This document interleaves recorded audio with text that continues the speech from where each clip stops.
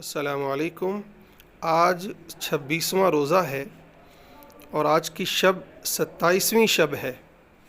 بہت زیادہ امکان اس بات کا ہے کہ آج شب قدر ہو، اور شب قدر کی فضیلت اس قدر ہے کہ خود قرآن مجید میں اللہ تعالیٰ فرماتے ہیں کہ یہ 1000 مہینوں سے بہتر ہے۔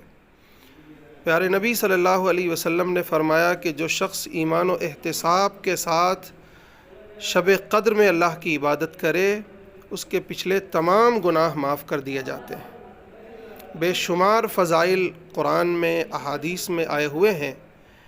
ابن ماجہ کی ایک روایت ہے، رسول اللہ صلی اللہ علیہ وسلم نے ارشاد فرمایا کہ جو شخص بھی شب قدر سے محروم رہا وہ تمام خیر سے، تمام بھلائی سے محروم رہا، تمام بھلائی سے۔